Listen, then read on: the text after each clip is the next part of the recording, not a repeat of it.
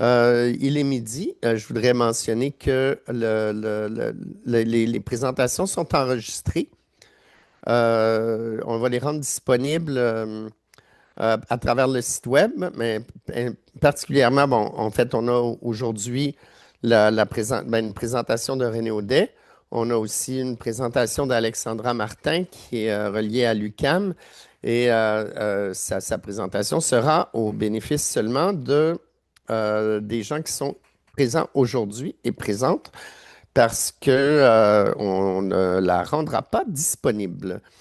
Alors voilà, je souligne que les webinaires, tout le programme de webinaires de l'ILINOU a été appuyé par le ministère de la Culture et des Communications du Québec dans le cadre de la stratégie de déploiement numérique dans la francophonie. Alors, ça fait plaisir de tenir ce programme. On veut à terme aussi favoriser des maillages entre des artistes et des auteurs, autrices à la fois en développement web et en écriture, et favoriser des maillages pour la création de nouveaux projets en création numérique littéraire. Donc, on va lancer un appel de projet, un appel un appel de participation pour des micros ouverts incessamment à tous ceux qui nous écrivent, qui font partie de notre liste d'envoi relativement à Lilinou. Et on va les inviter à se présenter dans le contexte d'un micro ouvert à partir du mois de décembre. Et on verra s'il y a des envies de collaboration entre les différentes personnes afin potentiellement d'appuyer la production et la création de projets nouveaux. Alors, je suis content c'est ça, d'accueillir. En fait, il y a Paul Bossé avec qui on œuvre comme co-animateur. Alors, j'aimerais inviter Paul à se présenter brièvement. Bonjour tout le monde, je m'appelle Paul Bossé, j'habite à Moncton, en Acadie, euh, fuseau horaire dans l'avenir. Salut la AAPNB. Toi, t'es dans l'avenir toi aussi. Vous autres, la Nouvelle-France. Salut la Nouvelle-France. Alors, c'est ça, moi je suis un écrivain, poète, cinéaste et je suis aussi un homme obsolète. J'ai pas de téléphone cellulaire et j'ai très peur des technologies numériques. Et en même temps, je suis très fasciné par tout ça. Et je m'informe beaucoup je lis constamment sur tous les développements en intelligence artificielle et tout ça. Et j'ai vraiment l'impression que tout de suite, on est comme un point culminant de l'espèce humaine et de la civilisation terrienne. Et c'est vraiment c'est fascinant et terrifiant à la fois. Vive la littérature, vive l'écriture. Alors, je suis là pour écouter et pour débattre des idées et pour aussi offrir mon point de vue obsolète sur toutes ces choses-là. Merci. Alors, est-ce qu'on pourrait. Bon, je remercierais aussi Jean qui est là de la FCCF, donc de la Fédération canadienne culturelle française, qui est aussi un partenaire de promotion et de diffusion de l'événement. Alors, sans plus attendre, je laisserai la parole à René Audet, qui est professeur à l'Université Laval à Québec. Merci beaucoup. Je vais vous partager une petite présentation. Je vais apparaître en caméo dans le coin de l'écran pour rendre ça un peu moins froid et ennuyant. Euh, à l'invitation de Michel, je vais faire un petit tour d'horizon des projets qu'on a pu réaliser dans le cadre du laboratoire Exito, qui est une unité de recherche qui est basée à l'Université Laval, qui existe depuis déjà une quinzaine d'années, avec des périodes d'activité qui étaient parfois un peu plus intenses, d'autres qui étaient un peu moins actives selon les différents projets de recherche. Euh, c'est une unité, bon, je dis de recherche, je dirais aussi de transfert. Le cas que je vous présenterai à la toute fin, celui du magazine Oblique, nous ramène un peu à cette mission de l'université de, oui, faire de la recherche, mais aussi de transmettre des savoirs, de jouer un rôle de courroie de transmission sous le mode de la vulgarisation vers différents milieux de pratique, les milieux culturels, évidemment, dans le cas du domaine des études littéraires. Cette unité-là, bon, a été mise en place dans le cadre d'une chaire de recherche du Canada que j'avais au début du millénaire. Il y a bien du temps qui a passé depuis, qui a été donc active sur des projets liés notamment aux archives scientifiques du centre de recherche auquel j'étais rattaché, qui a permis aussi de faire différentes expérimentations, notamment liées aux publications numériques, publications de discours savants, notamment la revue Temps Zéro, qui était une revue consacrée à la littérature contemporaine, une revue entièrement numérique à une époque où c'était quand même relativement peu fréquent. Et ça a été aussi l'occasion de tester des premières expérimentations d'un éditeur savant numérique qu'on a appelé Codicil, qui permet donc de publier des résultats savants, mais en format numérique ou en impression à la demande. Chose qui était encore une fois assez peu connue au point de départ, mais qui se généralise. Exitu s'est peut-être fait connaître, notamment auprès de la communauté, des différentes communautés en littérature ou en production culturelle, à travers le projet de recherche en partenariat littérature québécoise mobile, qui a eu ses activités en pleine pandémie de 2019 à 2024, qui était dirigé par Bertrand Gervais à l'UQAM. Alexandra saura nous en reparler tout à l'heure. Et bon, où il y avait une tête de pont à l'Université Laval à Québec que je pilotais, qui nous a permis de poursuivre plein de recherches sur différents volets de la pratique littéraire numérique. Je vous en reparle un peu à l'instant. Ça a été aussi l'occasion d'organiser certains événements en ligne, dont un colloque qui était réservé aux étudiants et étudiantes de cycle supérieur ou aux stagiaires postdoctorales et qui s'intéressaient aux transformations de la forme du livre aujourd'hui. Euh, donc, il y a eu deux éditions, une en 2021 et l'autre en 2024. Donc, ces colloques-là ont permis de réunir à chaque fois une quinzaine ou une vingtaine de jeunes pousses, de jeunes chercheurs et chercheuses du milieu francophone, donc du Québec, du Canada, de la France, la Belgique, qui s'intéressent aux impacts du numérique sur la transformation du monde du livre, que ce soit du point de vue éditorial, que ce soit du point de vue des publics ou de la diffusion sur les réseaux sociaux des pratiques littéraires d'aujourd'hui. Euh, on a mené quelques chantiers de recherche en lien avec les écritures numériques. Je ne veux pas vous bassiner les oreilles avec ça, mais néanmoins, vous parlez de deux projets qui sont sur le point de venir à leur point de conclusion. Un premier, je vais en ordre chronologique des corpus, avec Mélodie Simard-Houd, qui est à l'Université du Québec à Trois-Rivières, et une étudiante, Alicia Chabot. On a travaillé sur les œuvres littéraires du premier web, principalement au Québec. Là, j'aurais pu mettre la mention dans l'intitulé. Donc, essayer de voir comment des gens qui avaient aucune spécialisation technique, de toute façon, en 95, 96, 97, il n'y a personne qui avait de compétences avérées avec le HTML ou avec la publication web. Et on a voulu faire le tour des enjeux liés à la technique et liés à l'écriture littéraire dans ce nouveau contexte numérique.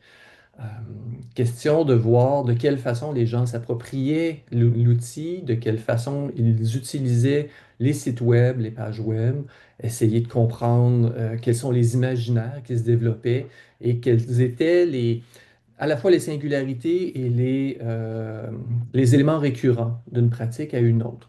Vous avez quelques exemples ici, là, davantage pour nous se rappeler des aspects graphiques de l'époque, un peu désuets. Donc, vous avez des compteurs de visiteurs à droite sur le site de Serge Robert, un graphisme tonitruant pour Interfiction, et évidemment toute la zone qui était en pleine explosion des fanfictions avec le site des Star Trek Chroniques, qui évidemment mobilisait les gens et qui était un premier indicateur et qui s'est confirmé par la suite que les premiers utilisateurs du web, entre 95 et 2000, pour prendre à peu près cette brochette temporelle-là, n'étaient pas des auteurs et des autrices du milieu littéraire, sauf de très rares exceptions, étaient des gens qui s'en servaient comme carré de sable, comme un terrain d'expérimentation qui leur permettait d'exprimer à travers l'écriture une certaine créativité, un certain rapport au monde à partir des thèmes, à partir des formes. Bon, certains publiaient de la poésie sur leur site web, d'autres plutôt des fictions, mais il y avait une diversité quand même appréciable. Et déjà à cette époque, une montée du genre de la fantasy qui nous ramène bien sûr à tout le champ littéraire contemporain, où on voit ce que les gens en France appellent des littératures de genre. Toutes ces littératures de l'imaginaire prenaient une place déjà importante et ont continué de se développer par la suite. Ce projet, qui va prendre la forme d'un ouvrage scientifique, va être publié en version numérique auprès des ateliers sciences publiques quelque part à l'été prochain, peut-être en juin prochain, le temps de faire l'édition. Le manuscrit est prêt, mais il nous reste à faire tout le travail d'intégration avec une équipe qui souhaite vraiment expérimenter les formes éditoriales numériques, ce qui pour nous était une forme de cohésion, de cohérence, pardon, entre l'objet et le support de publication. De façon beaucoup plus prochaine, euh, on a travaillé aussi sur la question des blogs littéraires qui ont eu une belle presse et une belle présence dans l'univers sociodiscursif du Québec, notamment, mais un peu partout, mais entre autres au Québec, euh, qui ont été très actifs à partir de 2000, disons peut-être entre 2000 et 2010, mais qui continue par la suite de façon un peu plus inégale, mais il y a des vieux routiers du blog qui continuent encore aujourd'hui, et c'est un genre qui a tendance à vouloir ressurgir, notamment à travers différentes plateformes comme Medium ou Substack, qui ramènent un peu l'idée de la périodicité ou du lieu personnel de publication, et aussi, surtout, de la propriété des contenus, ce que les Facebook et autres réseaux sociaux d'aujourd'hui compromettent de façon assez importante. Ça a été tout un travail d'exploration absolument infaisable du point de vue de l'exhaustivité parce que plein de ces ressources ont disparu.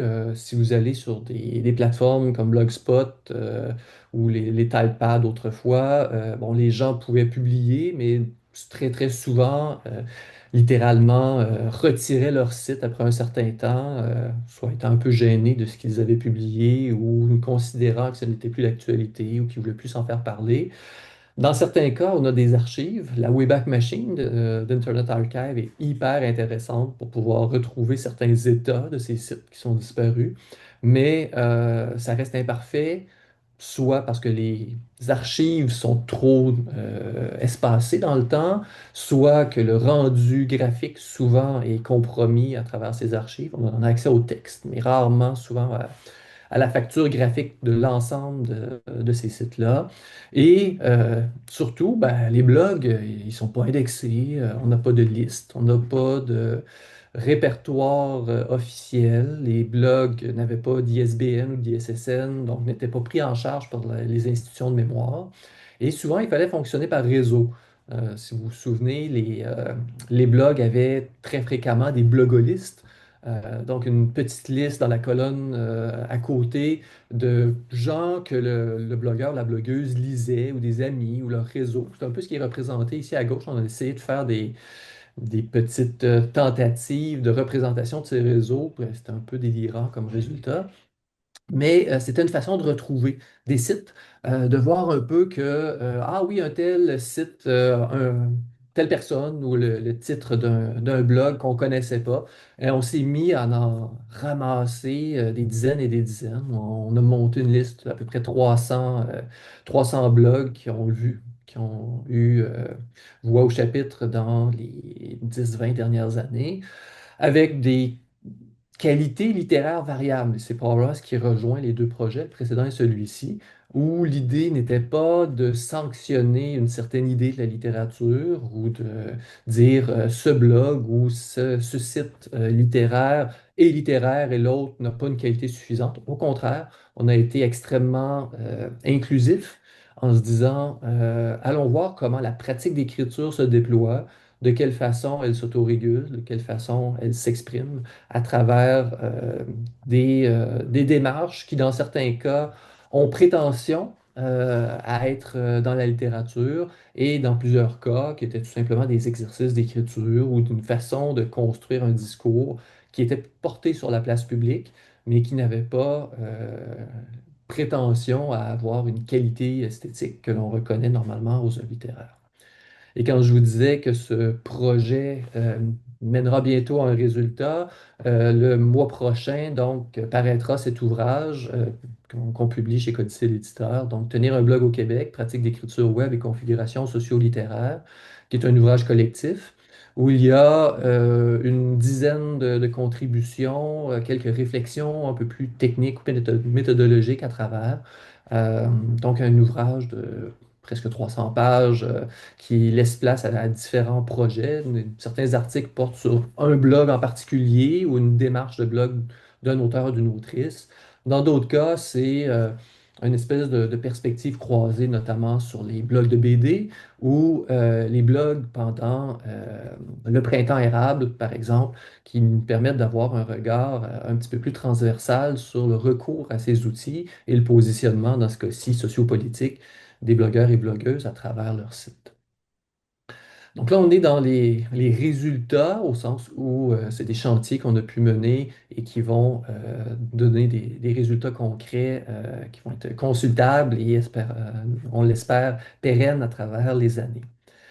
Euh, un chantier qui est un petit peu indirect par rapport à la thématique qui nous réunit aujourd'hui, mais néanmoins qui la rejoint, c'est tout le travail qu'on a pu mener, notamment avec Corentin Laouste, qui est un chercheur postdoctoral actuellement rattaché à l'Université catholique de Louvain, mais qui a été chercheur postdoc à mes côtés pendant quelques années. On a fait tout un travail sur ce qu'on appelle, ce que les gens du milieu appellent les arts littéraires, à savoir toutes les formes d'écriture littéraire, de publication littéraire qui se situent hors du livre. Et ça a été un travail extrêmement fructueux, même si exigeant, parce qu'il s'agissait de réfléchir à la possibilité pour la littérature d'exister en dehors du seul support qui est le livre, ou dans sa version la plus commune, qui est le livre littéraire standard, très calme, très attendu dans sa mise en page. Daniel Canty parlait de la semaine dernière du côté parfois tonitruant de certaines réalisations éditoriales. Dans certains cas, on va voir de ce côté-là, mais c'était surtout de se dire, bon, ben, comment est-ce que vous voyez des exemples ici, un opéra littéraire, comment un graffiti sur un mur, qu'un spectacle de slam ou un podcast narratif participe de ce geste de la littérature, mais à travers l'exploitation d'un support médiatique différent, dans un contexte différent, parce que parfois, certaines de ces manifestations-là jouent de la performance, soit dans un contexte spécifique prévu pour ça, dans une salle de spectacle, soit en pleine rue. Commence demain, si je ne me trompe pas, le Festival Québec en toutes lettres, qui est à sa 15e édition ici à Québec. Et très, très souvent, on va mettre des poèmes sur des banderoles au milieu de la ville, dans un lieu où, évidemment, ce genre de discours n'est pas attendu. Et ça nous permet de voir un peu quel est l'effet et la transformation du littéraire placé dans un contexte inattendu. Si je vous en parle aujourd'hui, c'est qu'on a décidé, euh, à travers ce travail de nomenclature, donc en trois grandes catégories, un texte littéraire qui peut être spectacularisé, exposé ou médiatisé. Je ne sais pas si vous voyez en bas, là, moi j'ai la fenêtre de Zoom qui me nuit un peu. C'est qu'on a fait une place particulière à la littérature numérique, qui se retrouve donc dans ces textes littéraires médiatisés, en se disant, bon, ben, oui, ça fait partie d'une transformation qui est intéressante parce que c'est de prendre le texte et de se dire comment on l'inscrit médiatiquement ou comment est-ce que la technique intervient dans l'expérience de la lecture quand ce texte-là est placé sur un écran, quand on a recours à une interface, quand on essaie de lui donner une existence dans un territoire qui est différent de celui du livre littéraire. Et donc, on a inséré dans notre nomenclature tout un pan de cette littérature numérique en se disant, on va faire une typologie au moins minimale pour essayer d'avoir une représentation des différentes formes. C'est pas une liste fermée et le travail que l'on mène est intéressant, il me semble, du fait que on reste à l'affût de nouvelles formes, de nouvelles manifestations. Et que de cette façon-là, on donne à voir comment, à côté du, du micro ouvert dans un bar, se trouve pourtant un livre numérique enrichi ou se trouve un récit cartographique numérique qui joue de la même façon de cette distance avec le livre tel qu'on le connaît, mais qui vont exploiter des modalités d'interaction qui vont être infiniment différentes. Ce qui fait que ce travail sur les arts littéraires et la visibilité qu'on a voulu donner à ces pratiques hors du livre permettait de ramener la littérature numérique dans la continuité des pratiques qui cherchent à offrir une expérience différente de la littérature, à ne pas trop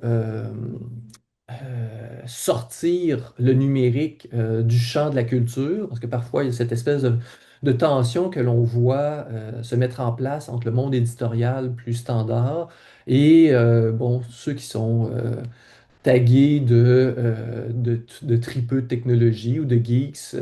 Et pourtant, ben, on s'aperçoit que, je sais pas, le feuilleton numérique est finalement très très près d'une réflexion que le zine peut avoir à certains égards ou que le podcast diffusé une fois par semaine aussi, parce qu'on est dans une idée de périodicité, d'une consommation de la pratique littéraire dans un lieu inattendu et qu'on est là dans une des modalités d'expérimentation de la littérature avec la diversité des supports médiatiques avec lesquels on peut jouer aujourd'hui.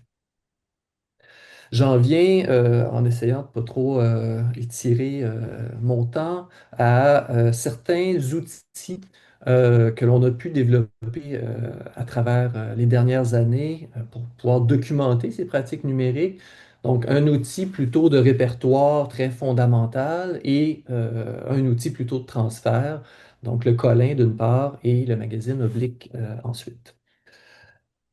À force de travailler sur ces corpus numériques, de s'intéresser, bon, à travers les projets dont je vous parlais auparavant, on s'est bien rendu compte qu'il y avait tout un ensemble d'œuvres qui étaient produites. Bon, les frontières nationales sont toujours délicates. Daniel Canty, la semaine dernière, parlait de son travail à la fin des années 90 sur Einstein's Dreams. Bon, il était lui-même un Québécois exilé en Colombie-Britannique, travaillant avec des compagnies canadiennes sur une œuvre américaine. Où est la limite du corpus québécois? Bon, là-dessus aussi, on voulait plutôt être inclusif et on s'est dit, est-ce qu'on pourrait donner une certaine visibilité à l'ensemble de ces productions? Euh, Visibilité et on en est conscient, une forme minimale de pérennité. Parce que les œuvres littéraires numériques, contrairement aux livres imprimés qu'on oublie dans une bibliothèque sur une tablette, ben, si c'est sur un DVD pour les plus vieilles œuvres, si c'est un site web qui roule sur telle version du Windows Server ou qui a besoin de telle version de PHP, on sait très bien qu'elles vont disparaître, littéralement. Et on a voulu pouvoir garder des traces minimales, dire ceci a existé, essayer de documenter un minimum, non pas de construire une archive de ces œuvres, mais du moins témoigner de leur existence. Et on a voulu de cette façon-là rassembler toutes sortes d'œuvres, certaines sans intérêt, on va dire, au sens où le contenu littéraire est faible, mais néanmoins témoigne d'une étape d'expérimentation, d'une modalité d'expérimentation, d'un collectif de gens, parfois littéraires, parfois pas, qui expérimentaient avec ces outils et essayaient de comprendre qu'est-ce qui était en train de se passer ou qu'est-ce que ces outils permettaient de faire. Donc, on en est à 440 quelques fiches jusqu'à maintenant de publications des années 80 jusqu'à aujourd'hui. On a fait une petite place particulière à Jean Baudot avec la machine à écrire en 1964, qui était la première œuvre de littérature générée en français, probablement, au Québec, très certainement, publiée aux Éditions du Jour, qui était un éditeur littéraire tout à fait commun et où on a, à côté des poèmes générés, une série de réactions de la part de différentes personnes, autant Doris Lucier, le père Gédéon, que Raymond Queneau en France, et des gens qui se disaient, ah, OK, on est en train de, bon, pour utiliser le terme un peu trop convenu, on est devant un changement de paradigme, une réflexion qui nous mène complètement ailleurs. Donc 64, disons, c'est peut-être la préhistoire de la littérature numérique au Québec, mais davantage dans les années 90, les années 2000, où ça a été une période quand même relativement faste. Donc le site qu'on a mis en place, vous avez l'URL en bas, présente les fiches une par une. On avait, je parle au passé parce qu'on a un petit souci technique, mis en place une ligne du temps qui permettait de naviguer. Là, on a un petit bug qu'on va essayer de régler prochainement. Euh, Toutes les œuvres sont décrites par une série de mots-clés sur lesquels je reviens à l'instant, mais donc à travers lesquels on peut naviguer pour essayer de se dire, bon, ben, moi je m'intéresse plutôt à un récit de voyage ou je voudrais voir un peu ce qui relève du fantastique. Ça permet évidemment de naviguer à l'intérieur de cet ensemble-là. Ce qui était pour nous très important, c'était de faire une œuvre ou une démarche qui était systématique. Dans la description de ces différentes œuvres et avec des collègues, entre autres de l'UQAM, de l'Université de Montréal, on a travaillé à systématiser un vocabulaire descriptif. Donc, un vocabulaire de description des œuvres littéraires numériques euh, qui est stocké là, de façon plus formelle sur un outil de thésaurus en France qui est alimenté par Humanum, là, qui est une ressource française, donc un site qui s'appelle OpenTeso, et où on a construit autour de 7 grands ensembles que vous avez sur la gauche, là, format, genre et forme littéraire, modalité procédurale, nature de l'objet, principe d'organisation, support et technique. Un ensemble de mots-clés. Vous avez l'arborescence qui figure sur la droite de l'écran, de, des mots-clés possibles pour pouvoir décrire ces œuvres, à la fois par leur contenu, par leur support médiatique, mais aussi par l'organisation du contenu. Donc le lien entre le contenu littéraire et la technique. On se dit, bon, ben, le principe d'organisation. Est-ce qu'on est dans un assemblage chronologique des entrées? Est-ce qu'on est plutôt dans un mode très, très linéaire ou au contraire plutôt tabulaire où on a toutes sortes de petites vignettes que l'on peut consulter les unes après les autres. Et on a voulu faire donc ce travail de systématisation du vocabulaire pour essayer de se dire, bon, de quelle façon on parle de ces œuvres. Ça reste peut-être un peu opaque pour les gens qui sont en dehors du monde universitaire, du monde savant, mais néanmoins, c'est une façon de se dire, ben, une œuvre littéraire numérique, c'est un objet complexe. Et pour pouvoir arriver à bien saisir ce que telle ou telle œuvre propose, ben, il faut être capable de serrer les manifestations, serrer les volets ou les aspects qui sont convoqués, qui sont mobilisés par cette œuvre-là et la façon dont le lecteur, la lectrice peut interagir avec ces différentes œuvres. Ce qui fait que dans nos fiches du Colin, on vient intégrer ces différentes variables. Vous voyez sur la gauche là, la fiche telle qu'elle se présente aux visiteurs, où on a, bon, évidemment, titre créateur, etc.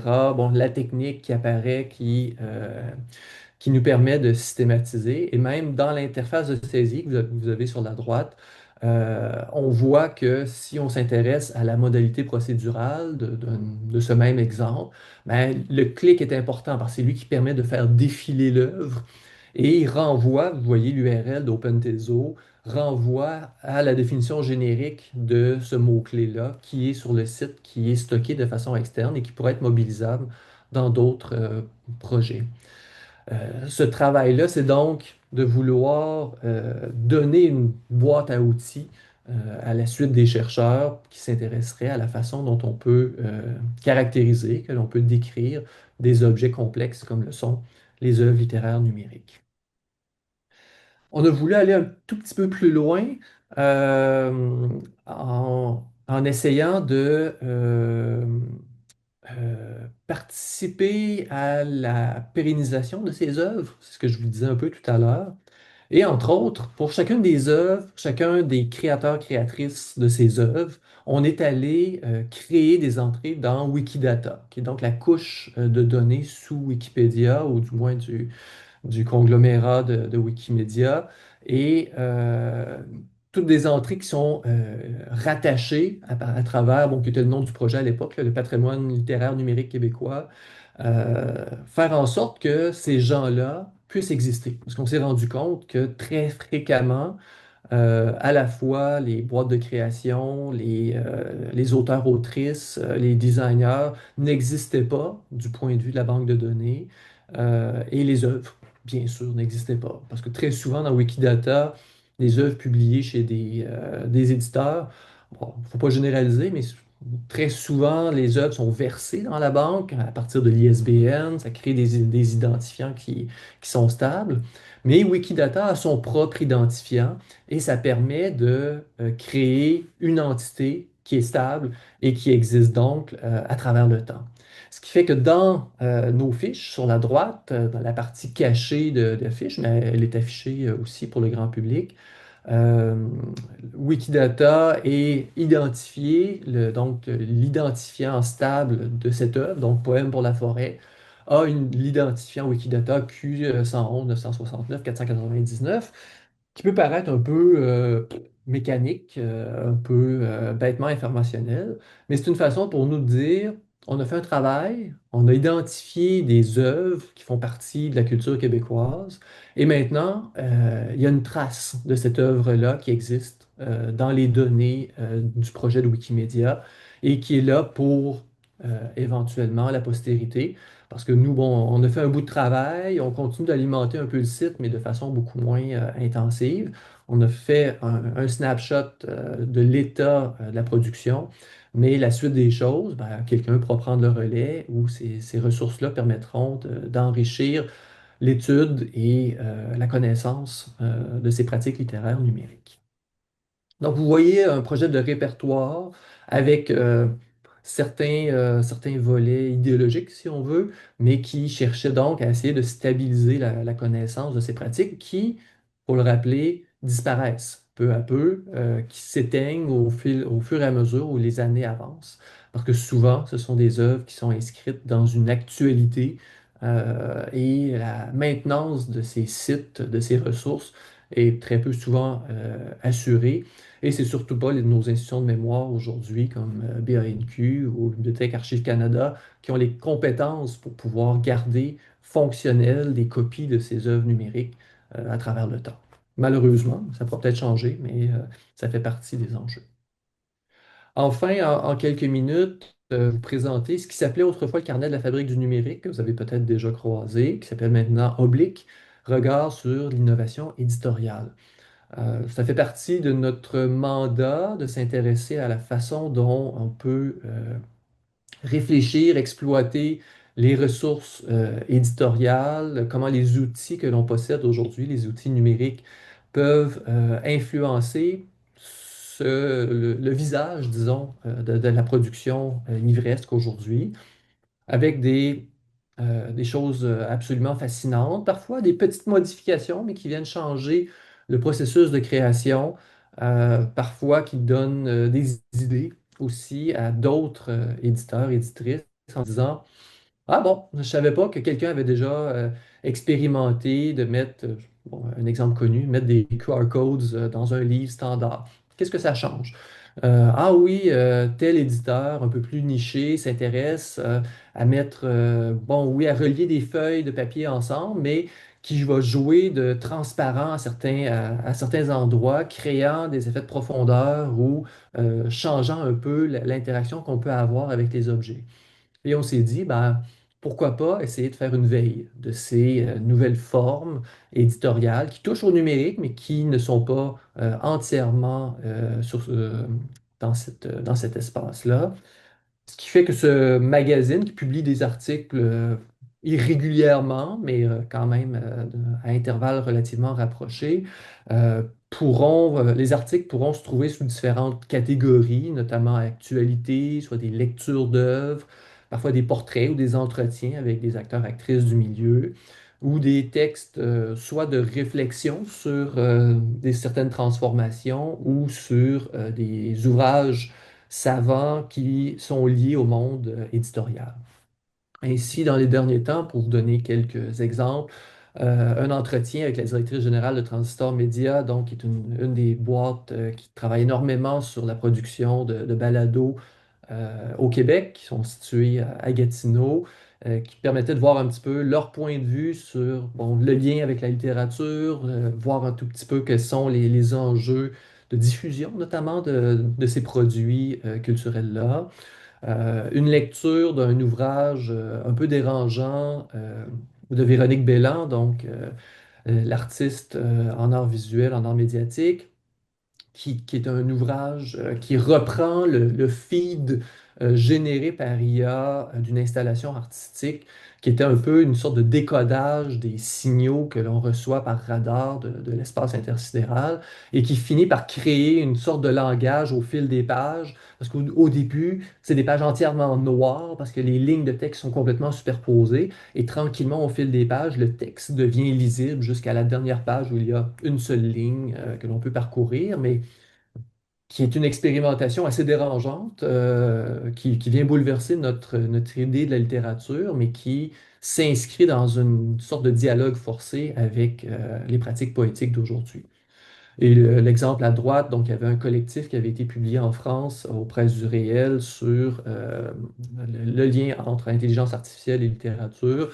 Et donc là, on a une personne qui avait proposé une sorte de compte-rendu rapide, néanmoins, mais un compte-rendu vous voyez un peu donc le type d'interaction, le type de proposition. Ce sont souvent des articles relativement courts, là, de 500-600 mots, qui nous permet de donner un regard sur une proposition éditoriale et tranquillement de pouvoir intéresser les gens du milieu professionnel, soit des créateurs, créatrices, des gens des milieux éditoriaux ou encore, bien sûr, des chercheurs, chercheuses en poste ou en herbe qui peuvent de cette façon-là essayer de mieux capter quelle est la singularité des expérimentations, des innovations éditoriales aujourd'hui. Donc, tout ça dans le magazine Oblique qui paraît régulièrement. Vous pouvez vous inscrire d'ailleurs à la petite lettre d'info qui vous permet de suivre les contenus. Voilà, je pense que je tombe à peu près dans la période qui m'était allouée. Merci de votre attention et au plaisir d'échanger avec Paul. Oui, alors, euh, il y a quelques mots-clés dans ta présentation qui m'ont frappé, surtout venant d'ici, en Acadie, parce que je sais pas si c'est sûr que le Québec et l'Acadie c'est différent, mais nous, un des mots, le mot-clé quand tu grandis en Acadie, c'est le mot assimilation. Puis, alors, alors, quand tu mentionnais des idées de stabiliser et de pérennité, ça me fait penser à toutes ces choses-là parce que là, Mhm. il y a cette idée-là de. C'est nous autres, euh, quand, en tant que francophones acadiens, on nous a toujours dit qu'il faut garder notre langue, c'est très important, il ne faut pas perdre le français. Alors là, tu sais, on apprend le français et on continue. Ensuite, quand on commence à écrire des livres et publier des livres, ben là, ensuite, on est comme, OK, on va publier des livres, puis là, on vit dans un monde où on dirait que le livre est peut-être menacé. Je sais que Daniel Cantier en a parlé un peu la semaine passée, mais c'est une grosse question et tout ça. Et là, ensuite, là, quand on a toute cette littérature numérique-là, dont tu nous as fait un survol aussi, où est-ce qu'elle a la pérennité aussi, est-ce que, tu sais, ça peut vraiment, le support, ou ça peut disparaître et tout ça. Alors, c'est comme une forme d'assimilation un peu à l'oubli. Alors, on dirait que le milieu de tous les outils numériques, ça amène beaucoup de différentes options, c'est des nouvelles pistes et des nouvelles façons de créer, mais on dirait qu'à la base, ça reste un peu toujours cette idée-là qu'on veut préserver la langue, préserver la culture et communiquer. Alors, c'est pas vraiment une question que je te pose, là, c'est plus, c'est plus comme des commentaires, mais Non, je sais pas, on dirait que j'ai perdu mon image, je sais pas pourquoi, mais une petite je seconde, je vais t'entends. essayer. Ouais, c'est Ok, ça, là, je vais juste rebasculer parce que. Bon, voilà. Ben, évidemment, tous les contextes nous ramènent à ces fragilités-là et à ce que l'on peut faire pour essayer de contribuer à rendre visible. Eh bien, tout l'enjeu aujourd'hui de la découvrabilité va dans ce sens-là, de se dire comment est-ce que les efforts que l'on fait pour mobiliser, pour créer, pour mobiliser du contenu, pour essayer de le diffuser, comment ces efforts peuvent mener à un réel intérêt de la part des lecteurs et des lectrices et à rejoindre les publics que l'on vise. Mais la dimension temporelle est tout aussi sensible et effrayante parce que, bon, parfois, une œuvre va avoir tout à coup une visibilité, va aller chercher l'intérêt d'un certain public, mais 3 mois après, puis bon, les libraires pourraient nous en parler, euh, les livres redisparaissent, tombent dans la fausse habitume qui a pas de fond parce que il y a quelque chose qui prend le dessus. On arrive avec une nouveauté et les œuvres qui étaient intéressantes il y a 3 semaines, tout à coup, sont enterrées par quelque chose de nouveau qui va chercher un plus grand intérêt. Euh, de là, des efforts concertés qui sont nécessaires du point de vue de la découvrabilité, du point de vue aussi de la mémoire. Bon, les universitaires peuvent le faire et le projet Discourse qui est mené aussi à l'Université de Moncton est intéressant pour essayer de construire cette mémoire. Bon, Ariane, je ne pense pas qu'elle en a parlé la semaine dernière, oui, un peu. oui. Et participe de ce travail-là, bon, ben, sa valeur au sens où ça a le mérite d'exister. Parfois, ça rejoint pas un grand public, mais il me semble que c'est dans la chaîne que ça permet d'introduire qu'il y a un intérêt. Parce que la ressource scientifique, d'un côté, va peut-être alimenter des chercheurs, des chercheuses qui vont écrire des publications scientifiques sur ces contenus-là, qui vont être repris par des profs, qui vont ramener ça en classe, qui vont former une nouvelle génération et de cette façon-là faire en sorte que le savoir ne se perd pas. C'est un peu le rôle central de la dynamique de l'enseignement, de la recherche et de l'enseignement, que de ramener à l'avant-plan ce qui importe, ce qui caractérise, ce qui construit l'identité d'une culture aussi, et de travailler contre l'effet délétère de la fausse habitude, où finalement, ben, il y a juste ce qui est tout à fait nouveau qui retient l'attention, mais non, il y a une profondeur à conserver, une attention à garder sur la transformation de ces pratiques-là à travers les années, à travers les décennies. Et c'est un peu pour ça qu'on se casse la noix. Alexandra pourra en parler à l'instant.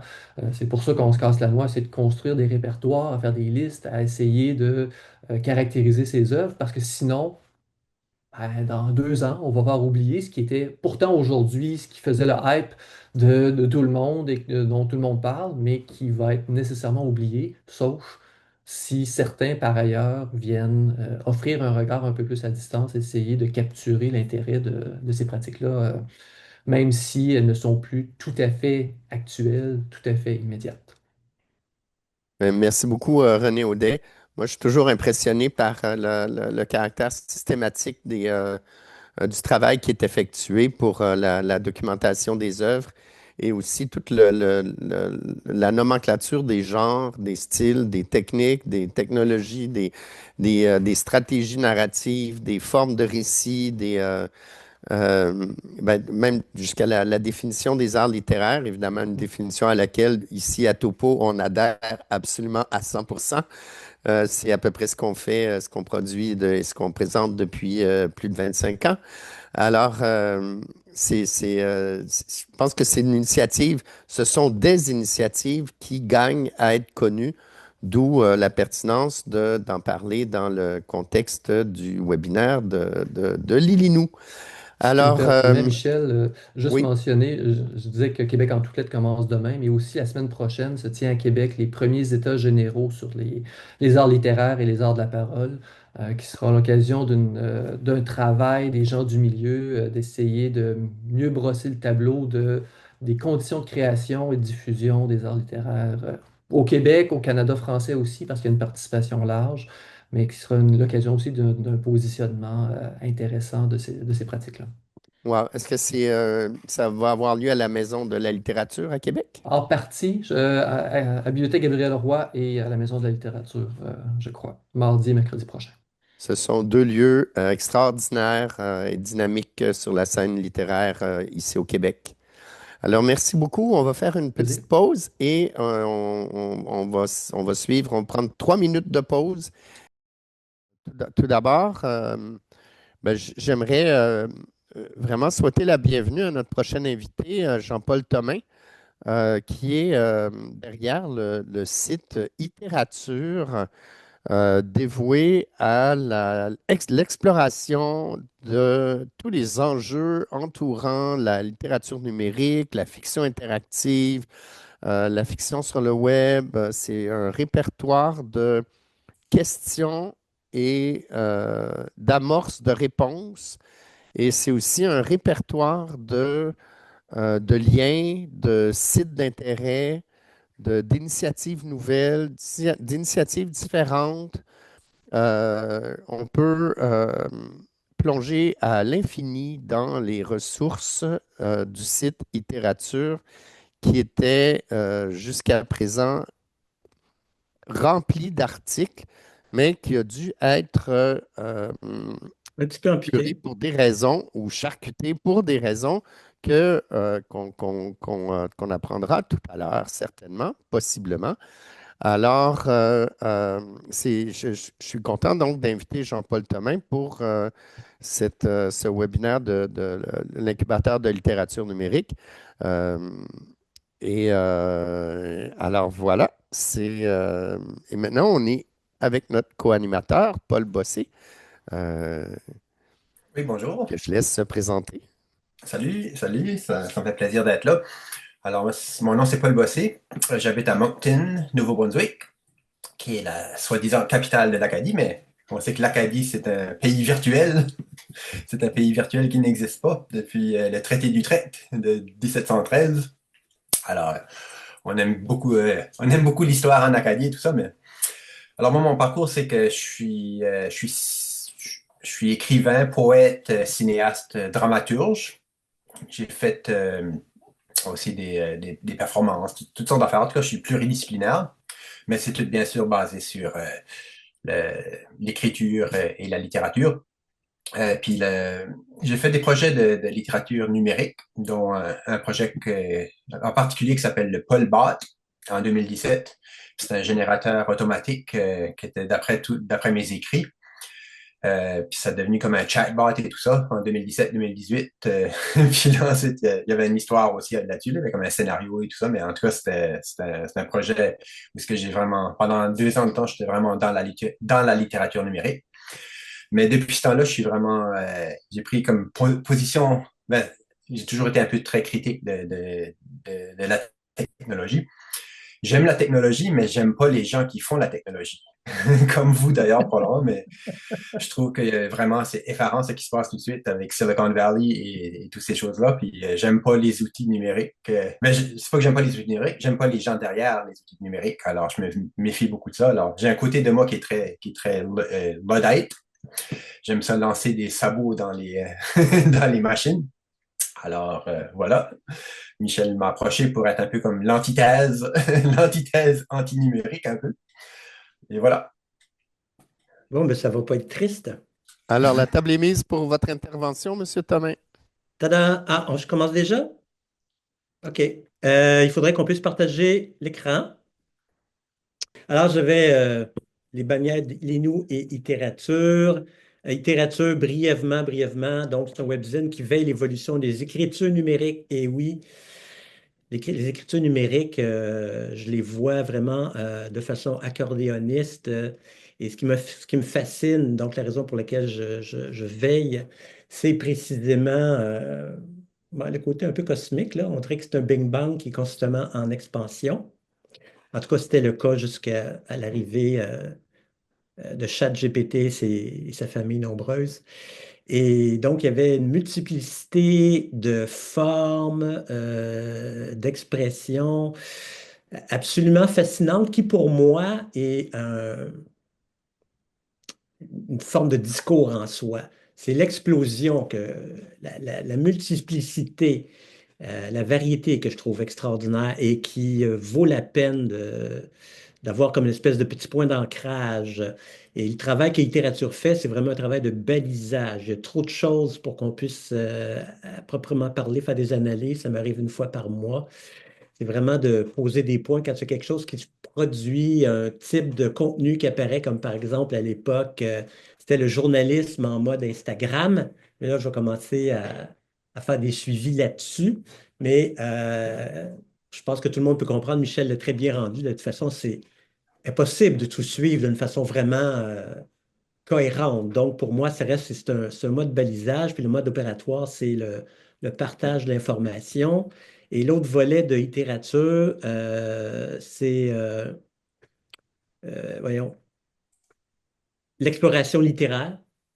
Mais ça, c'est Jean-Paul Thomas autant que littérature. Donc, c'est de définir de fouiller, en fait, d'explorer des formes de création qui peuvent être interactives. Et pour moi, le mode opératoire là-dedans, ça reste le partage. C'est vraiment le partage, comment les gens peuvent s'approprier les contenus qui vont susciter mon intérêt.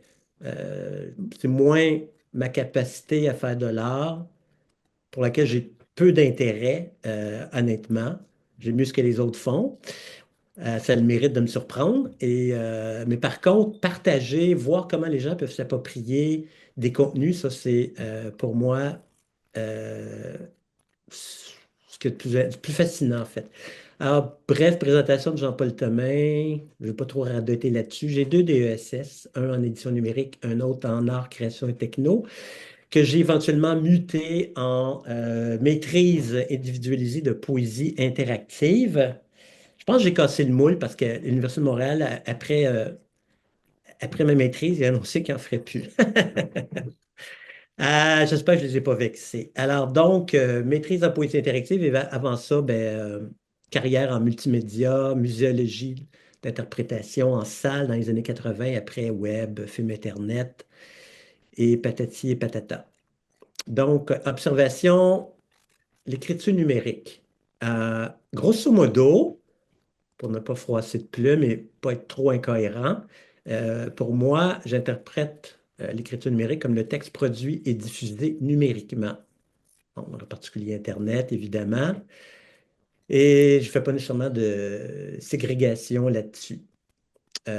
Juste un petit exemple, la série de jeux The Witcher propose, à travers la série de jeux, il y a littéralement une centaine d'heures. Enfin, en 2022, il y avait déjà une centaine d'heures d'animation qui avaient été produites. C'est l'équivalent de 50 films d'Hollywood.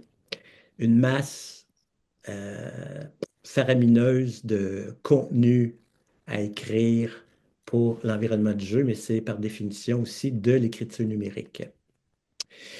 Je fais une distinction entre l'écriture numérique multimédia. Donc, par exemple, on peut choisir d'écouter une bande sonore, de regarder une vidéo, de faire un like, de faire des choix quelconques. Ça implique une forme d'interactivité. L'interactivité proprement dite, là où on a un choix, une liberté de choix absolument totale, pour moi, il y a une nuance à faire, donc on va essayer d'y revenir un peu plus tard, mais il y a un paradigme culturel dans le processus créatif. C'était assez particulier, donc ça va mériter en cours de route peut-être une petite parenthèse. Alors, un bref survol, en fait, comme un petit coup de périscope sur ce qui se passe dans la mouvance des écritures numériques. On va commencer par quelque chose que tout le monde connaît, les webzines. En agriculture, il y a eu une floraison de webzines dans les années 2010. Moi-même, je suivais en poésie numérique, je suivais à peu près je sais pas, entre 30 et 40 webzines différents de poésie. Euh, bon, j'ai utilisé le terme galaxie pour décrire une espèce d'amplitude. Je pense que le mot est pas vraiment exagéré. Il y a vraiment une galaxie de webzines, toutes catégories. Je puis pris quelques exemples qui sont intéressants par la façon créative dont ils se positionnent, comme Uncanny, qui existe toujours. Ça existe depuis 2019-2020. C'est dans la même lignée que Weird Tales, donc ça fait du fantastique et science-fiction. L'ancrage est de la propriété web, c'est-à-dire c'est pas du 2.0, il faut vraiment aller sur le site, mais toute la promotion puis toute la discussion avec les publics, le lectorat, se fait via les réseaux sociaux. Et le webzine lui-même, c'est un simple PDF. Donc, que les gens peuvent recevoir, que le mérite de pouvoir être archivé. C'est payant, donc on achète et puis, genre, une fois par mois, on reçoit un numéro pendant un temps X.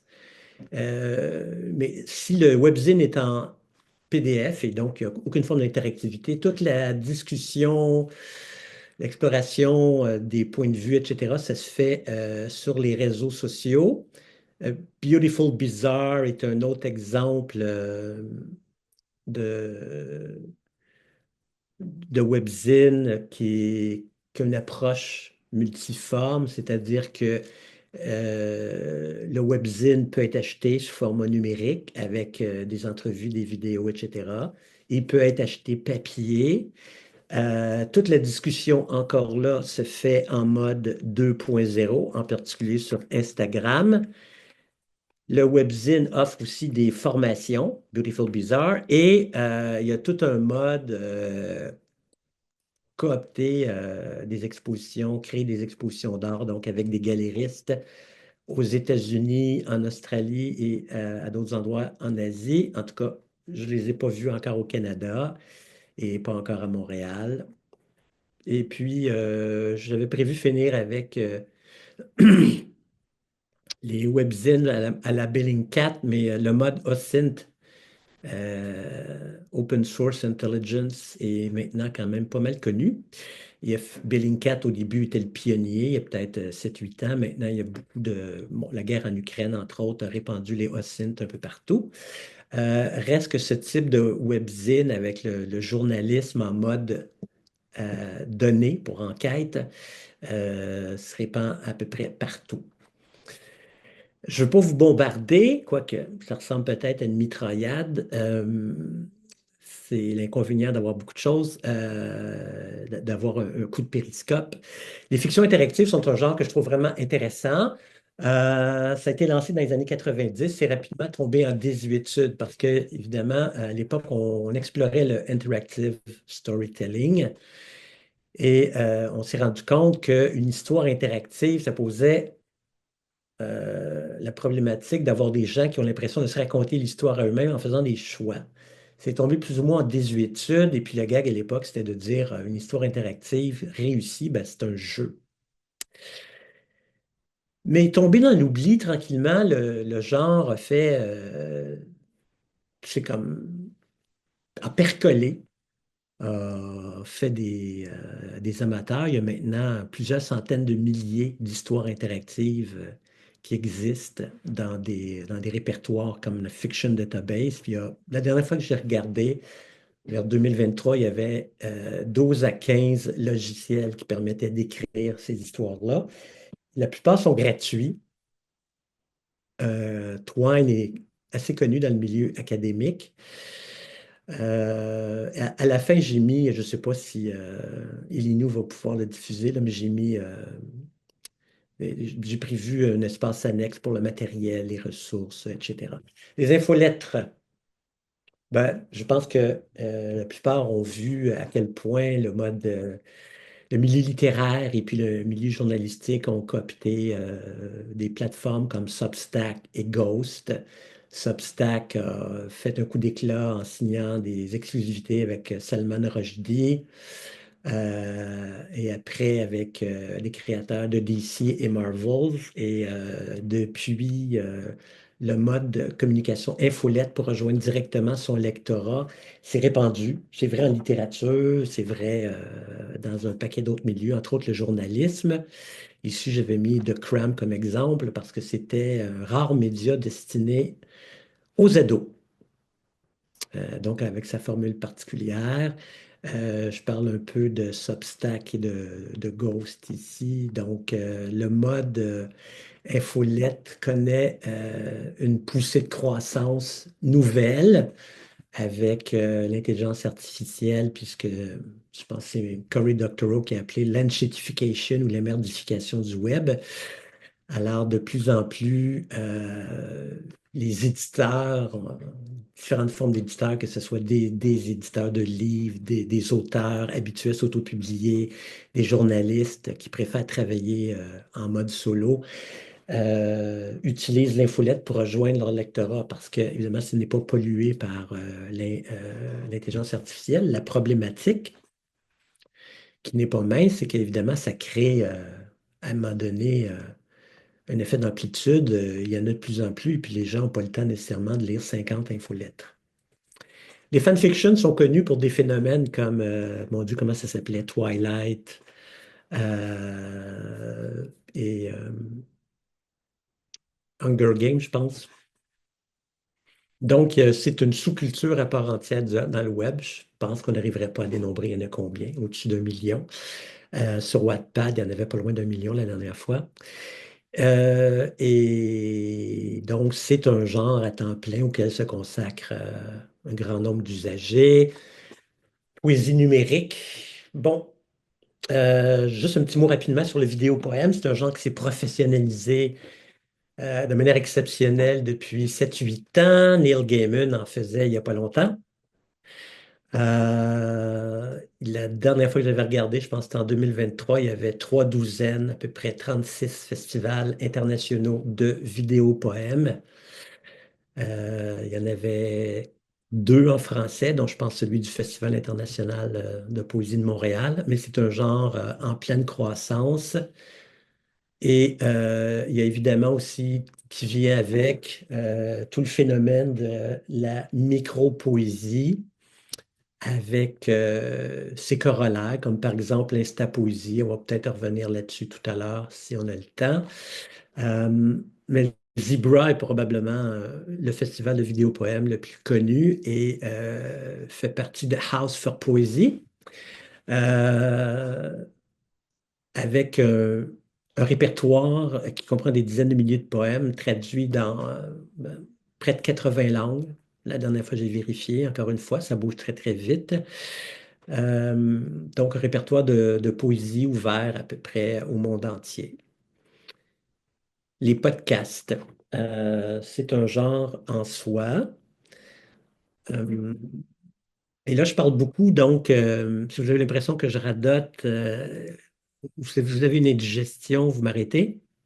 Les podcasts sont évidemment un genre d'écriture numérique dans la mesure où, généralement, les podcasts sont scénarisés, sont pas nécessairement improvisés ad lib.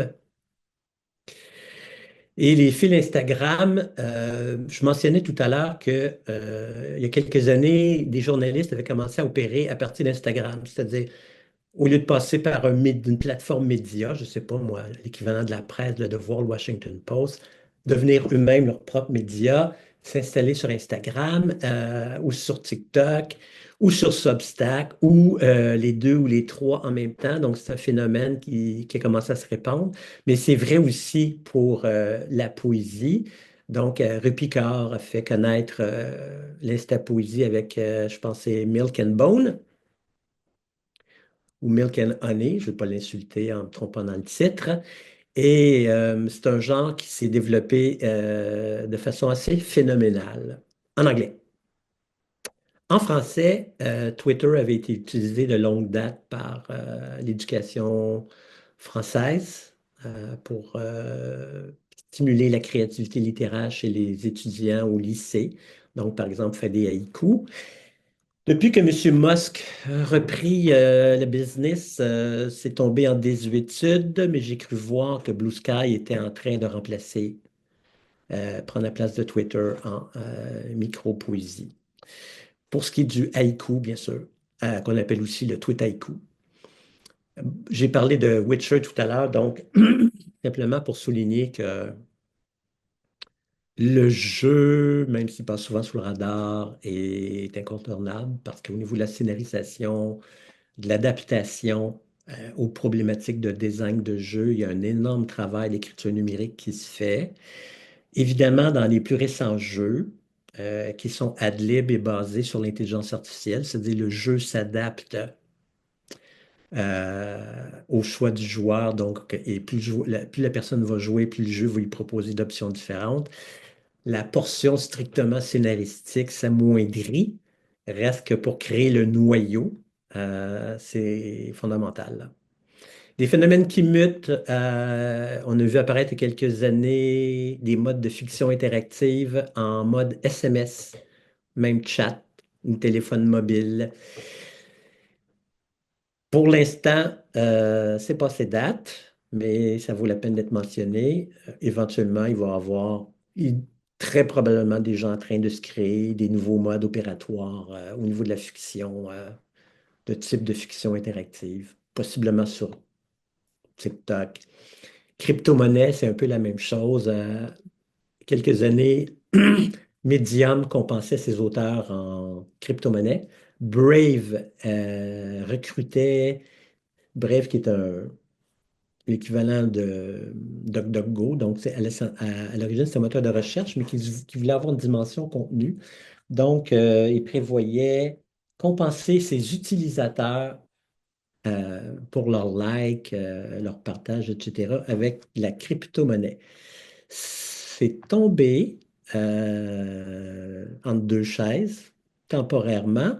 Il faudra voir ce que la relance trumpiste des crypto-monnaies va produire comme itération dans ce genre-là, mais je voudrais en profiter pour souligner un travail pionnier qui a été fait au Québec avec Revue H, qui était le fait d'étudier en littérature à l'UQAM, dont le concept était, en ce qui me concerne, fascinant. D'abord, c'était bon, un essai québécois dans une itération d'écriture numérique de pointe, qui était de la crypto-littérature.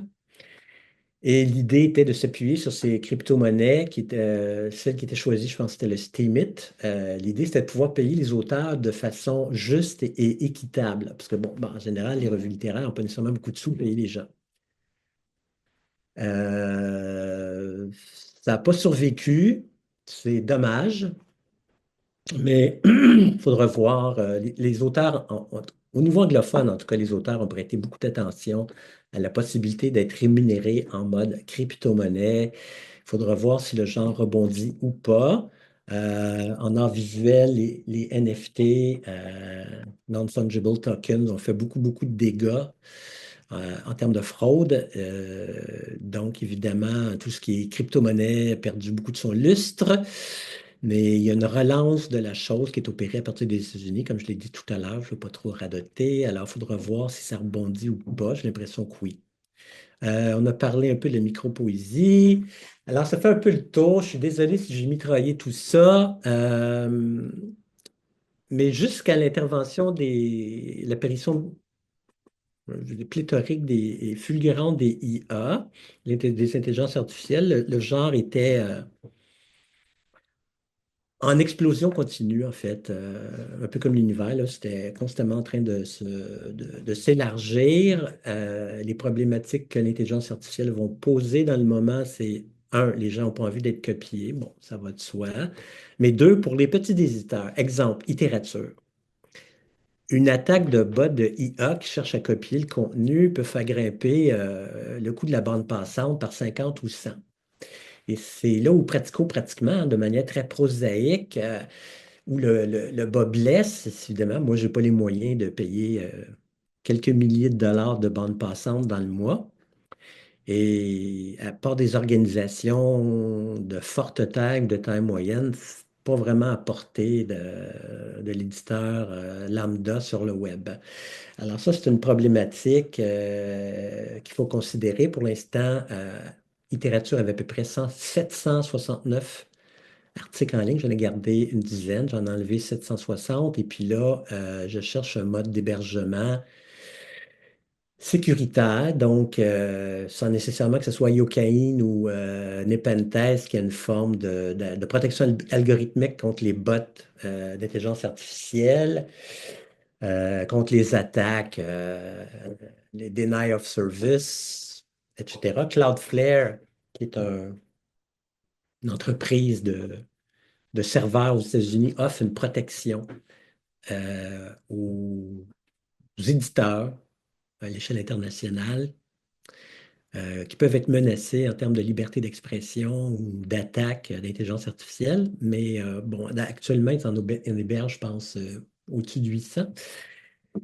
Mais bon, ils ont des milliers et des milliers de demandes. Alors, pas sûr qu'Iterature pourrait retenir leur attention. Mais je vais trouver une solution d'ici 2 ou 3 semaines, possiblement Ghost. Ce serait probablement la direction dans laquelle je vais me diriger. Création littéraire. Ben, c'est un peu comme les écritures numériques, puisque de toute façon, ça en est. Les possibilités sont très, très vastes, mais pas nécessairement pratiquées. Ça reste très anonyme, puis à part moi, en français, et peut-être 3 ou 4 autres, euh, il n'y a pas. C'est essentiellement quelque chose d'un phénomène anglophone pour l'instant.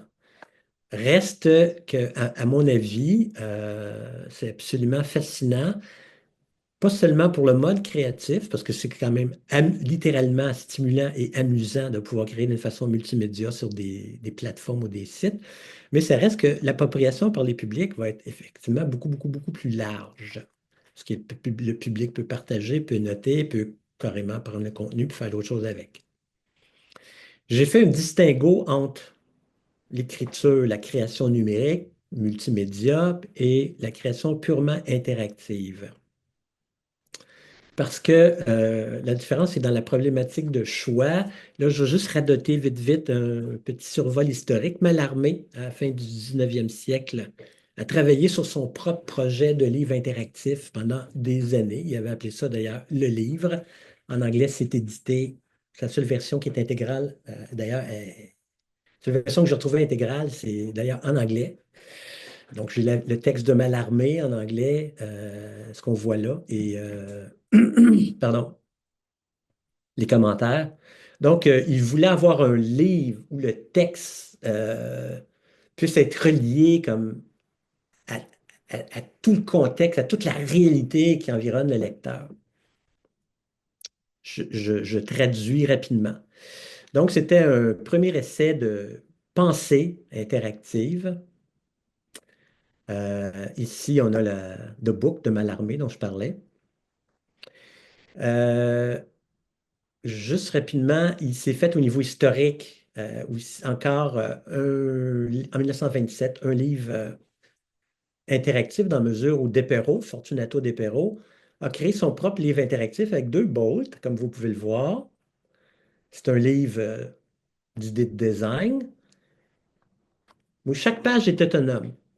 Donc, les gens peuvent dévisser la couverture, replacer les pages dans l'ordre qui leur convient et ils ont leur propre livre à eux. Juste faire un petit hiatus pour expliquer un peu ce que j'entends par interactivité. C'est l'idée de pouvoir faire des choix. Nous, on a une culture latine. Et là, je ne parle pas de la lambada, je parle de Rome. Pour y rendre ce qui lui revient. Donc, ça veut dire, nous créons, nous réfléchissons de manière linéaire. S'il y a un script, il va commencer à A, il va passer par B, il va évoluer par C, puis il va éventuellement finir à D, avec une conclusion. Quand on crée en mode interactif, le problème qu'on a paradigme qu'on a à résoudre, c'est que A égale B égale C égale D.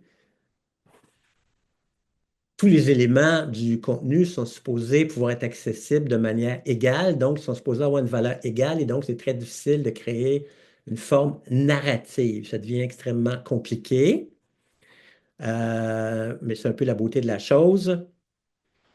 Bon, à l'époque, quand j'ai fait le DESS en édition interactive. Moi, j'ai décidé de tricher un peu. Des fois, tricher, ça peut être très stimulant. Donc, j'ai articulé la trame narrative. J'ai tout simplement décidé euh, quelle serait une exposition. Donc, j'ai créé une exposition, ça s'appelle La nuit au musée invisible. Donc, ça, c'est une exposition muséale sur le travail de la nuit comme telle, comme si elle était un artiste. Il y a différents thèmes. Il y a une centaine d'œuvres avec des commentaires. On peut retrouver les œuvres sur le web, les liens sont là. Euh, J'utilisais un logiciel qui est malheureusement disparu, qui était un logiciel créé au Québec, qui s'appelait Moto.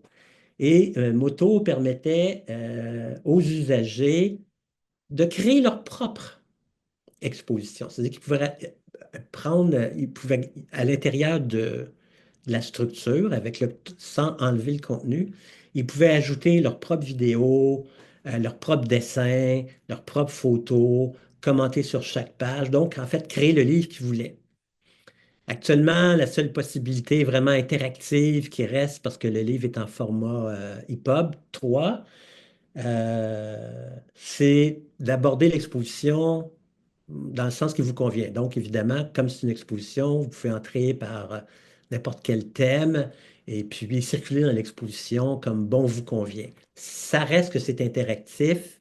L'appropriation, par contre, est moindre.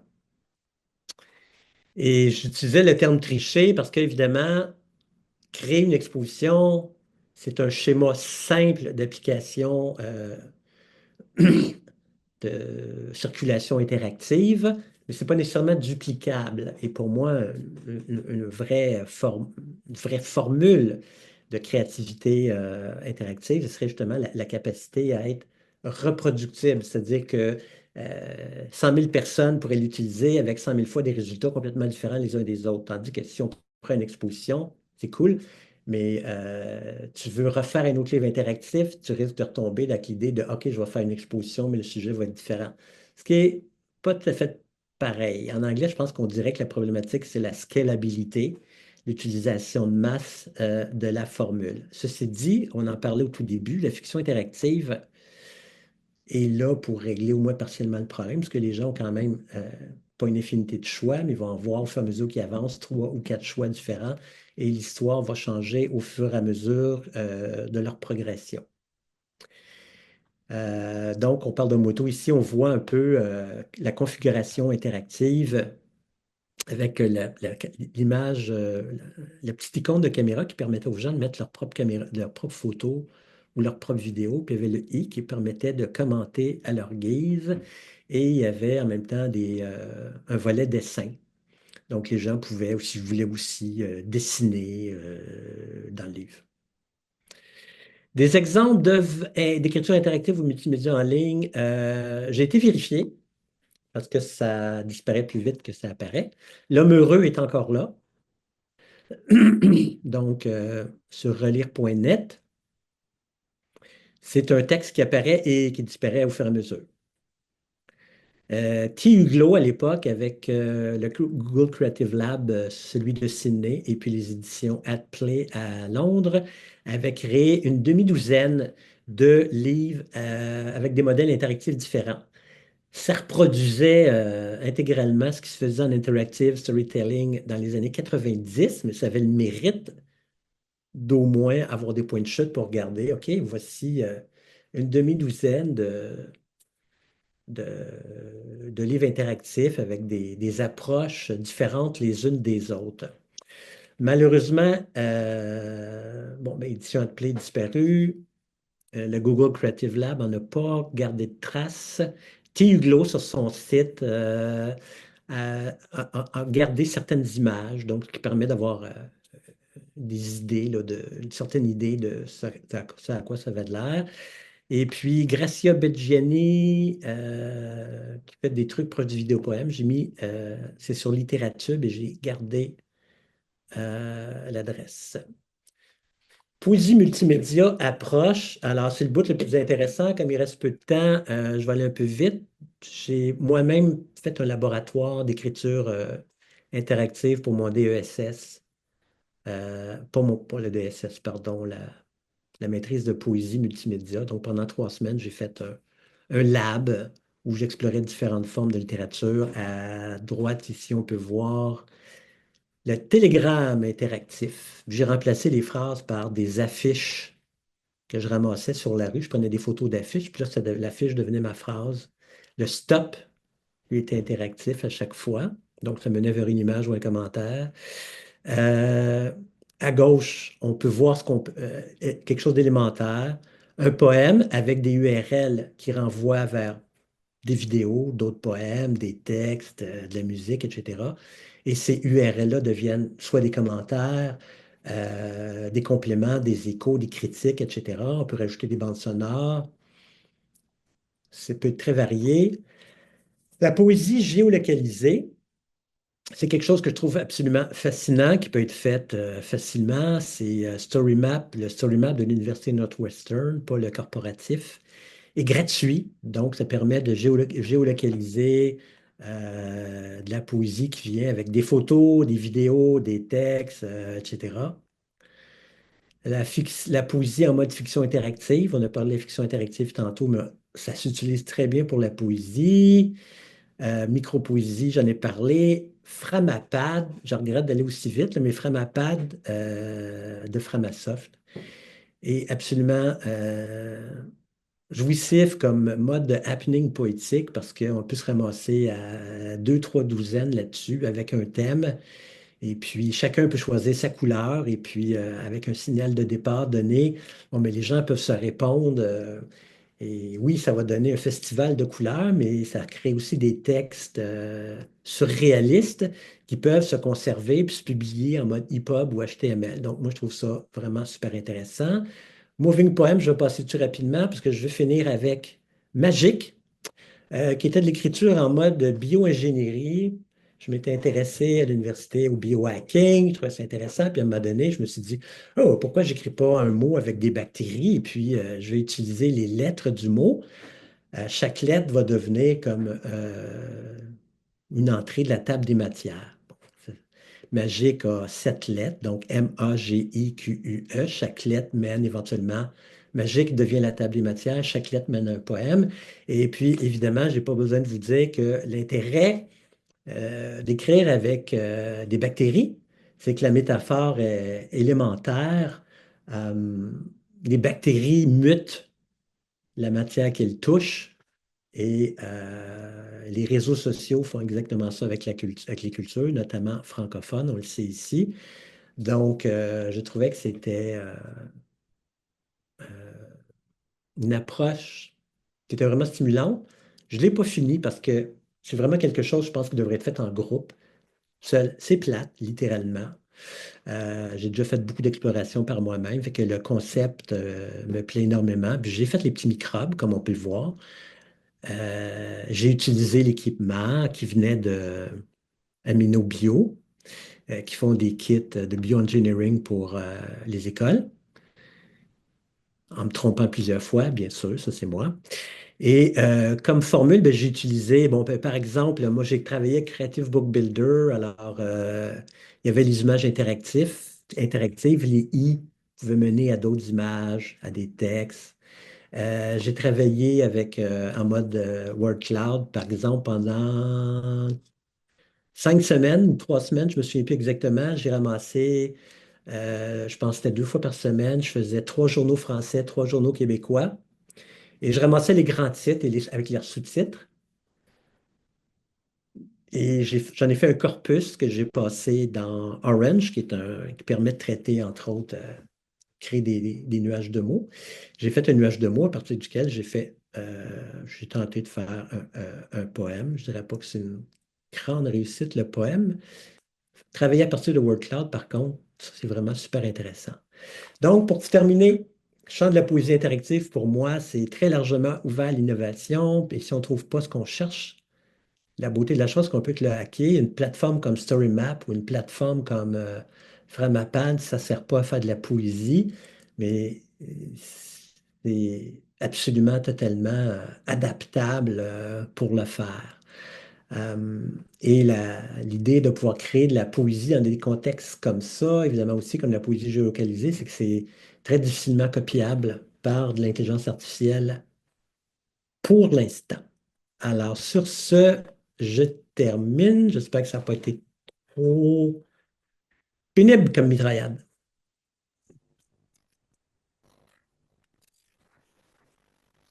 Merci Jean-Paul. Alors, Paul, qu'en dites-vous?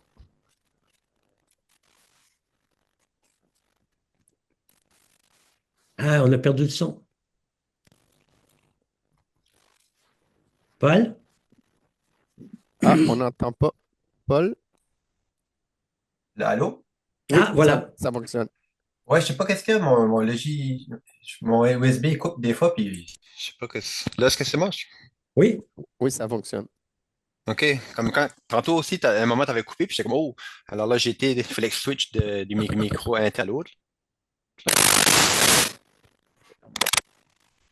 Wow. Là. C'est une attaque d'intelligence artificielle, je le savais. Ouais. Là, vous m'entendez? Oui. Oui. OK. OK. Ouais, non, il y a beaucoup, beaucoup de pistes dans tout ça. Je trouve ça très fascinant, ce monde-là de l'interactif, tous les exemples que tu mets, les balados, les jeux, la biogénétique aussi, là, ça, il y a des poètes qui travaillent là-dedans aussi, là, mais tout ça, pour moi, ça amène un truc où ce que, puis t'as mentionné un mot, un mot clé pour moi, c'est le enshittification, Mhm. qui est beaucoup à la mode ces jours-ci. Mhm. Puis c'est lié aussi comme l'interactif. J'adore l'idée de l'interactif et des gens qui peuvent participer et devenir poète et participer, faire de la création et tout ça. Mais on connaît trop bien l'être humain et ses tendances un peu malveillantes.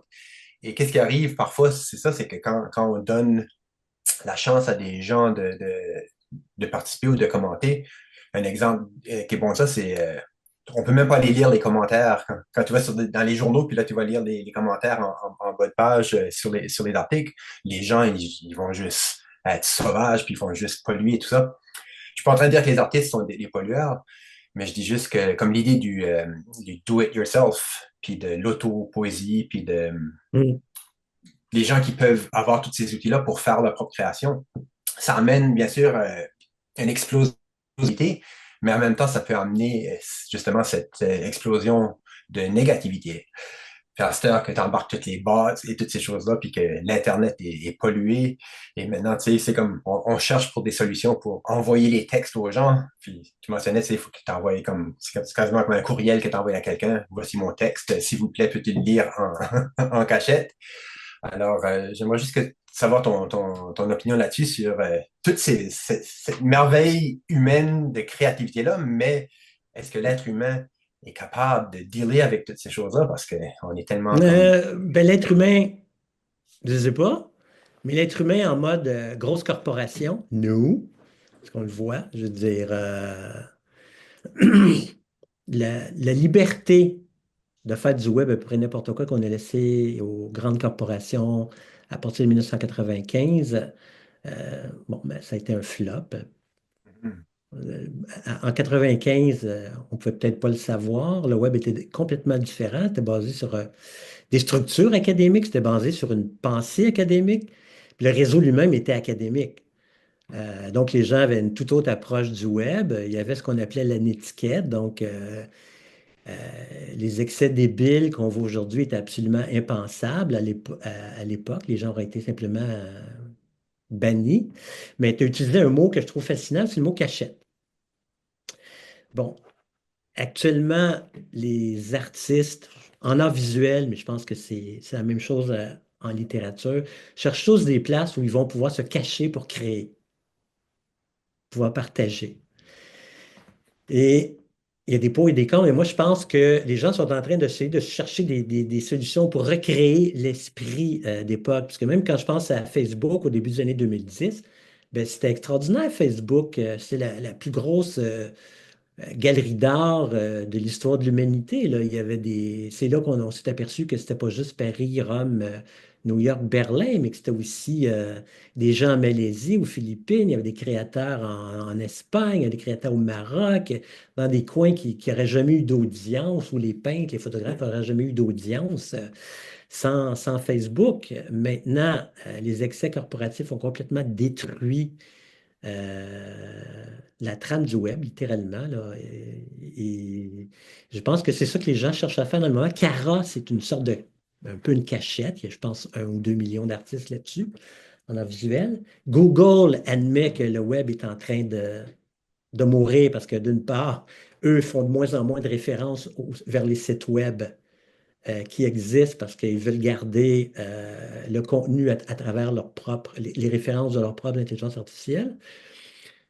Il y a entre 50 et 75% du trafic d'un site, de toute façon, c'est des bots. Mais moi, je pense que les artistes vont trouver le moyen de revenir à ce qu'ils font de mieux, résister et créer des îles indépendantes et résistantes sur le web. Je suis pas. Non, j'ai tendance à être optimiste. Moi, je suis tout à fait d'accord avec ce que tu dis. La merdification d'Internet, c'est terrifiant, surtout en art. Mais je pense que, de ce que je peux voir, je pressens en tout cas ce que les artistes sont en train de faire, parce que ça bouge par phase sur le web. Cara a été un exemple il y a 2 ans. C'est que les gens veulent se trouver des îles, des refuges, des îles à l'abri de l'intelligence artificielle. Cloudflare, au niveau corporatif, en offre une, mais c'est juste Cloudflare. Mais il y aurait moyen de le faire collectivement au Québec. Il n'y aurait rien qui empêcherait les organismes d'art ou les éditeurs de mettre en commun le service. Là, je parle du service dans le sens des serveurs. Ils ne sont pas obligés de partager leur site ensemble, mais ils pourraient regrouper leur capacité à s'héberger. Et puis en ayant un hébergeur commun, ben là, ils peuvent regrouper les ressources financières et puis ils peuvent s'équiper un peu comme Cloudflare avec des algorithmes et puis des bots pour se protéger des bots. Hmm. Mais dans l'ensemble, je suis d'accord avec toi. Là. Il y a de quoi se poser des Ouais, questions, c'est de juste quoi que moi, s'inquiéter. non, On, il faut on pas pourrait, s'inquiéter, tant mieux. on pourrait suggérer au gouvernement du Canada de travailler sur le développement d'un réseau de serveurs canadiens Ben Absolument, qui oui. serait beaucoup plus éthique que la conspiration mondiale qui joue autour de nous. Moi, je retiens de la présentation, en fait, parce qu'il y a beaucoup de ressources. Il y a beaucoup de plateformes aussi, donc, qui sont des plateformes collaboratives. Oui, Je mentionne aussi qu'on va, on a un webinaire qui est prévu spécifiquement pour la présentation de 3 plateformes collaboratives. Et on s'entend, c'est intéressant que à la fois, il y a eu la volonté d'ouvrir la parole pour une création collective, puis en même temps, ben, à cause de la pollution, justement, qu'on voit dans tous les sites de commentaires, tout ça, ben, en même temps, il doit y avoir des paramètres qui permettent de refermer la porte qu'on a gardée ouverte pour la collaboration. Alors là, il y a toutes sortes de mécanismes qui sont utilisés, testés pour finalement fermer les plateformes ouvertes, en quelque sorte, pour, exactement, oui. pour contrôler la panoplie de possibilités. Mais je pense que justement, la contrainte est un enjeu de la littérature numérique parce que ben là, on l'a vu en fait, il y a toute une diversité de pistes à explorer, mais quelque part, pour arriver à un projet qui est abouti, il doit y avoir quelque part un- un- une certaine contrainte pour orienter le contenu dans la direction souhaitée par les créateurs du projet. Donc, parce que là, on peut parler dans le cas d'une œuvre collective ou d'un projet collectif, ben, les créateurs sont multiples, mais il y a quand même quelqu'un qui a pensé à la base, qui a pensé au système, qui a mis en place le système. Mais à ce moment-là, l'auteur est un créateur de système. Mais ça peut être un écrivain aussi. Mais c'est une pensée c'est une pensée qui est rhizomatique quelque part. C'est peut-être ça aussi, la littérature numérique. Il faut que ça émane d'un ensemble de possibles. Alors, c'est intéressant de revenir aussi sur le livre de Mallarmé parce que ben, il y a toujours un coup de dé jamais n'abolira le hasard, là, mais cette question-là, le livre de 1890, celui-là, je ne le connaissais pas. C'est toujours intéressant de découvrir de nouvelles choses, de nouvelles avenues. Alors, ben, je te remercie beaucoup, Jean-Paul Thomain. Merci beaucoup de votre participation. Merci à tout le Euh, monde. Paul, un mot de la fin? Ah, ben, c'est ça, je trouve que tu nous as ouvert l'esprit à toutes sortes de trucs, puis j'aimerais tellement que la netiquette revienne, parce que là, tout de suite, on dirait, même le mot éthique, qui parle d'éthique aujourd'hui? Comme, c'est Effectivement. disparu. La moralité et l'éthique, c'est Oui, affaire, tu sais, ça. moralité puis éthique. Mais on va prendre en considération cette idée-là d'ajouter une section ressources au site web de Lilinou. On va prendre ça en considération. Et ouais, on va analyser cette possibilité. Alors, ben, merci beaucoup tout le monde. Alors, on vous invite la semaine prochaine pour un nouvel épisode de Lilinou.